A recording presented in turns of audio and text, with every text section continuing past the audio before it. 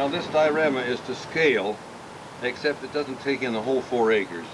Because we wanted it small enough that we could transport it around. So the property goes back probably this far, actually, which is really unimportant. Now, Rasmus, great-grandpa, commenced building this mill. Well, he built the mill race first. He had to dig a mill race that went up to the corner, up to Holiday Boulevard, you know, almost at the corner to the Big Rock Bridge. So he had to build a mill race about 300 feet down to that point up there, and then going back into the stream down there, and also had to build this flume across here. So he commenced digging the mill race on December the 15th, 1878. That was in the winter, and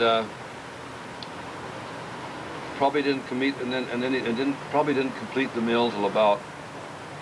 I don't think the mill actually functioned till about 1880.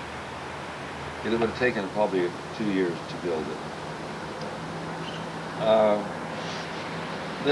I'm not certain just how this water situation was or how this flume came, but in view of the fact that this wheel pit, this is called a wheel pit, which is 30 feet long and 16 feet deep and 16 feet wide, in view of the fact that that's separate from the basement, you understand, so the water doesn't get in the basement, the water would have had to come around the barn, the mill, rather than going through it, unless it was carried on a flume through the mill. But it looks, this is just as I suppose they might have done it. This wheel, the mill wheel, was 4 feet wide and 18 feet in diameter. It was a huge wheel. It had to sit up about 2 feet off the floor of the wheel pit, because the wheel pit was only 16 feet deep. Now and then the barn. This is a great old barn. It was a 3-story barn, and they had a lot of straw up in the top, and the farmers that would park their wagons here waiting for the grain, sometimes they had to wait overnight. They'd sleep up in this barn.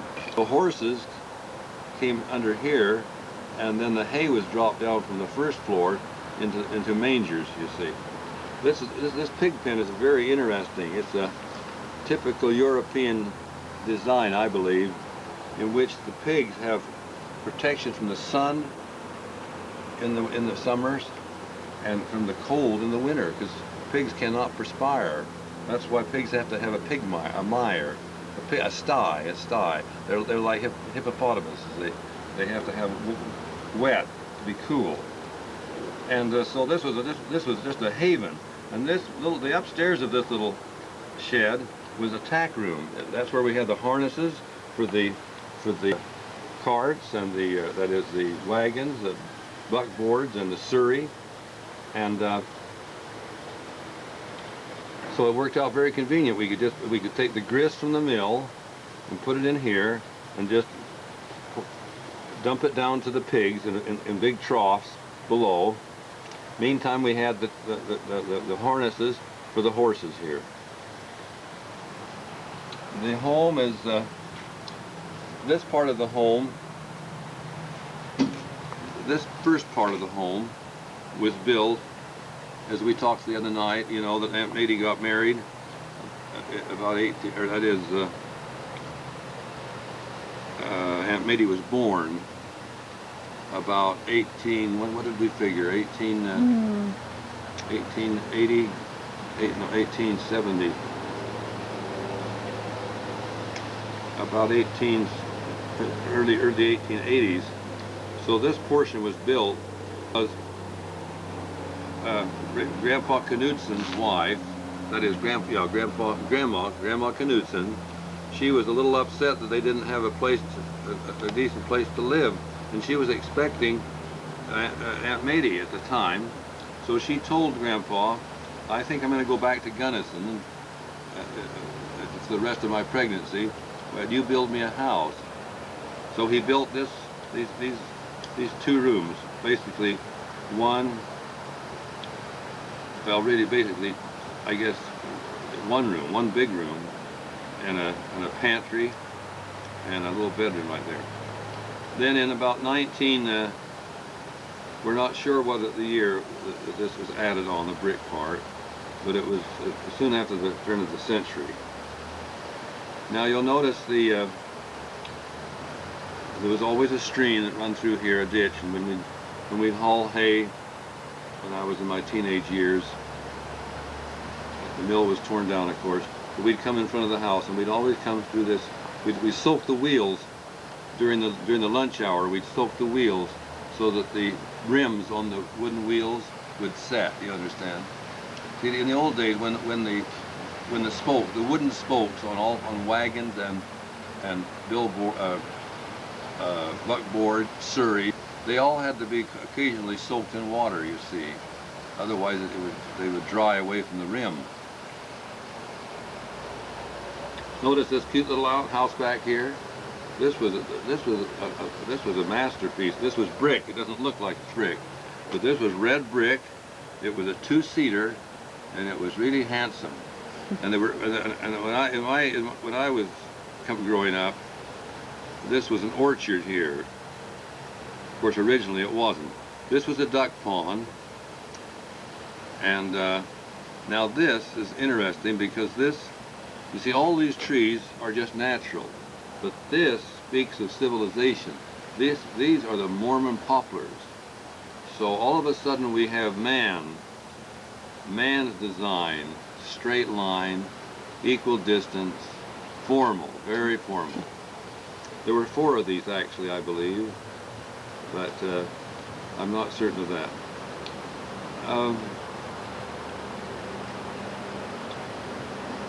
When I was about 3 years old, one of these had fallen down across here.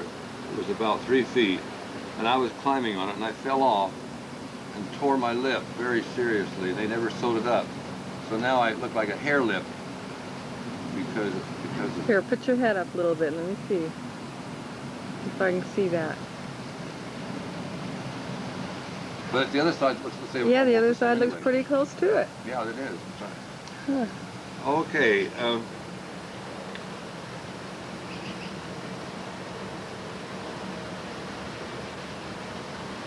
The wagons would come in and park in this big area here, the grain, the people, the farmers with their grain, and then they would, this was a,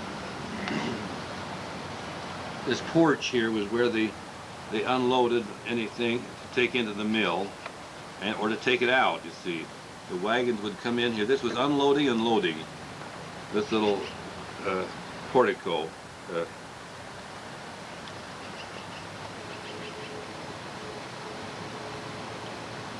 Now I don't, when Rasmus built the mill, he built a little cabin over here on the side of the creek for tools and things, and I guess he slept in it. When he and Rudolph, Grandpa, would come out here in the 1870s, when he started building the mill, they came all the way from Salt Lake City, from 2nd and 3rd South and 7th and 8th East, with their tools in a wheelbarrow. Rudolph would walk and Rasmus would push the wheelbarrow, and they would come out Monday and go back on Saturday so they could go to church. And so they slept in this little cabin over here on the creek, and I didn't know what that looked like, so I couldn't very well create it. This flume was about 4 feet wide and 2 feet deep, and it was in a V shape, according to my sister, which was a very convenient way to get a lot of water to flow to have depth and to put the planks together. Of course, the mill race still remains, and it starts down there where that fence is, where the log fence is, was where the wheel pit ended, and the mill race began. Of course, the mill race and the wheel pit joined right onto each other. But they were all rocked up, and the water went out to the creek.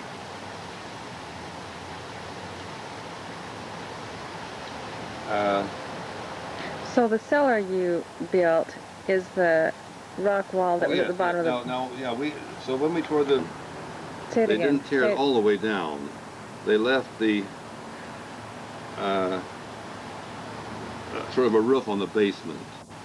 When I was growing up, it was just a very fragmented,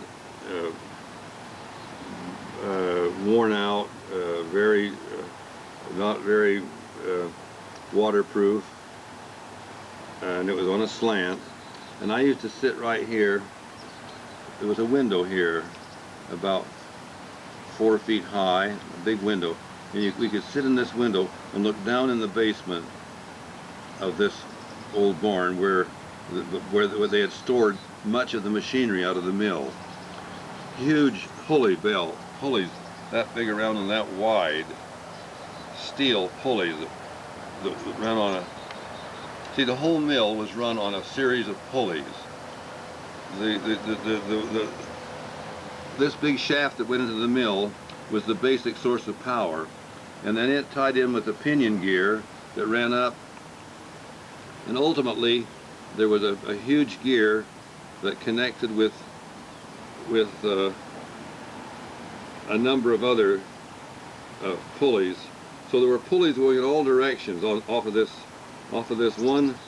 This 2-inch shaft probably ran the whole distance of the mill, maybe both ways, or at least one way, so that the long belts on these pulleys, you see, ran different parts of the machinery, because the mill had to run all at once. The one source of power, but everything was pretty much running at the same time, and it had to run off of pulleys with wide belts. And I still have part of the belts on the back of the chicken coop right now. They were thick, rubbery, kind of a canvas mesh belt, and some of them were that wide and 30 or 40 feet long. I'll never forget them. They were down in the barn. And so then we filled the barn in gradually with clay from up on the Knudsen hills above the heather. And then I came along in 1966, and I wanted to build a root cellar, and so I thought, what a perfect place. So I just dug into the clay and took about 22 feet by 14, I think I made it, and made it low to the ground, and then I put a shallow, a very slightly slanted roof over the top with dirt on top of it. The foundations of all these buildings are still underground. For example, right along the road that goes down to the barn is the wall of this barn. I can expose it. It's only about that deep under the ground. Several times I've exposed it just for fun. It's about 30 inches wide. And same with the mill, but I've never uncovered the mill. But the mill is very close to where we're sitting right now. Well, it's not so far out this way, but see, this is all changed. This house comes out about 20 feet farther than the old house, you see. So what we are right now, for example, we are right here. We're about where this little lady's standing, because we've extended this house out. When we built this new house, I built it on the same lines running east and west. And so this house, because of this porch and this, was 40 feet long, and this house is 40 feet wide, I should say. This house is 40 feet long, the old home, and this house is 40 feet wide. So we simply extended this new house out to here. And so now, for example, we are sleeping. This was the old shanty that we put the barrels for salt pork and had everything tucked up under the eaves. There were just open eaves, and so we had all sorts of things, old rolling pins and leather things and cooking utensils and old things that were too good to keep and too good to throw away and not good enough to keep or use. So this little place was just, it was called a shanty, and it was an institution in itself, because it reeked of and smelled of old things and had all sorts of antique things in an old cupboard. Just as you came through the door, here there was a cupboard that we used to put the milk in, but that is dishes and things. And so now our master bedroom is right here. So we're sleeping. Our master bedroom is right there. Our bed is right there. Our master bedroom. So I really relate to both houses now, because since the dimensions are identical, these walls, I know where I'm at. So I can wander through our new house and know where I'm at in the old house. Very interesting. And I often, in fact, I wrote a little poem, "Where stands this house, another stood, when I was young, when I was small. And now I dwell in both of them, as with its past I still recall. For though the roof and walls are gone, in my heart its rooms live on. And as I enter them, I see some happy memory beckoning me."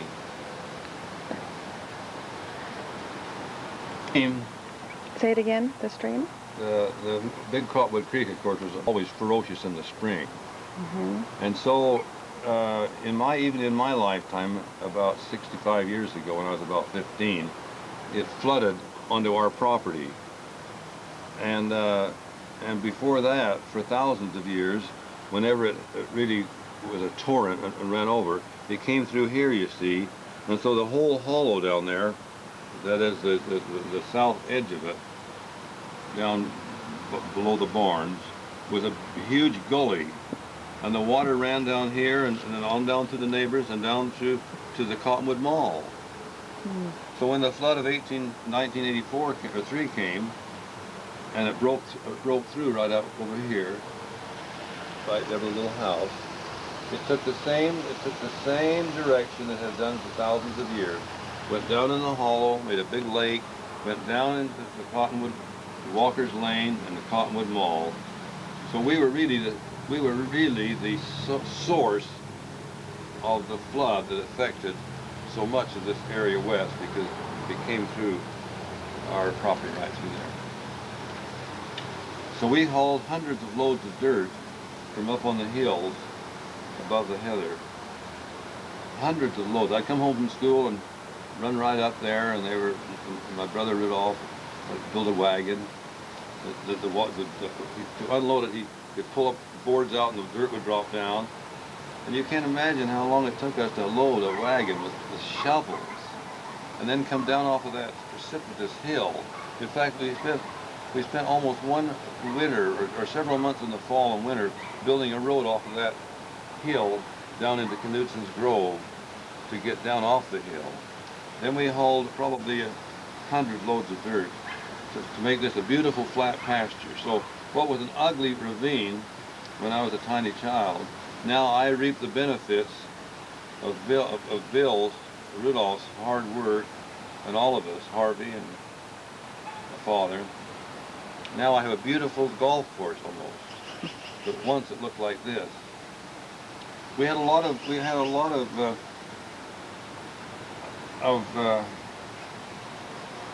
wagons, and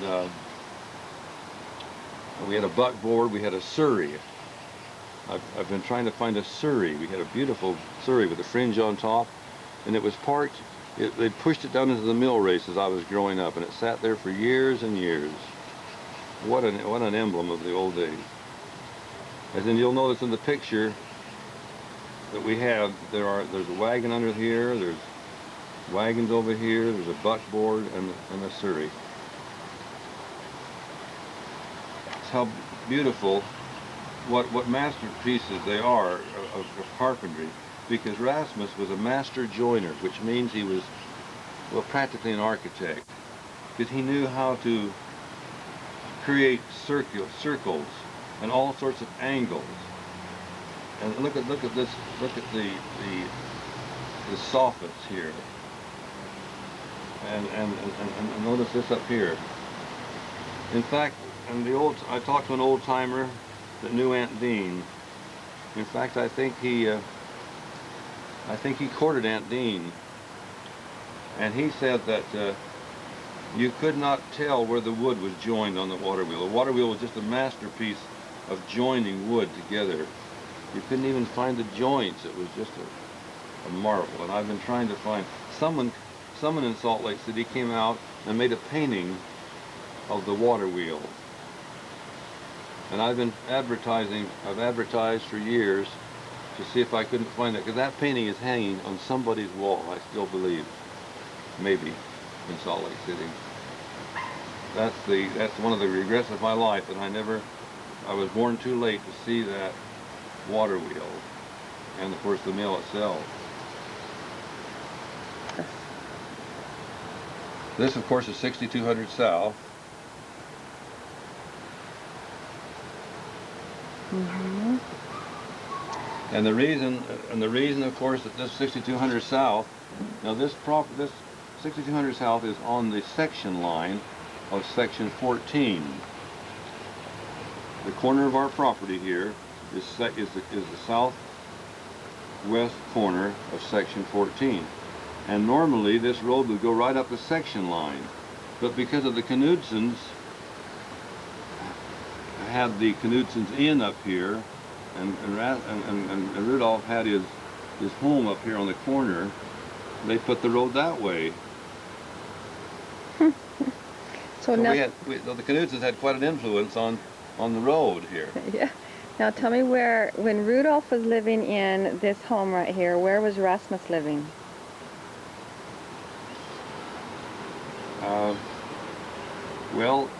I talked to Uncle Bill, to my brother Bill, the other night. He said that there was another home on the corner where Rudolph built the new house, and there was a wash house right next to it. Bill said there was another house west of the wash house on the edge of the creek. The creek went that way, of course. But anyway, there was a second house, a first house up on the corner besides the wash house. And that's where Rasmus lived. Oh. Maria, I guess. Yeah. Because the Romneys were the ones that lived across the street over here. Mm-hmm. That we talked about, that we thought that Rasmus lived in. Mm-hmm. That was the Romneys. That was Grandpa Knudsen's sister, Victoria. Oh, I see. And Tora. She married Miles Romney. Mm-hmm. Now the original Romney house was down on 6200 South and Highland Drive. But then when they got married, I guess they moved up in this little house here. Right here before the bend.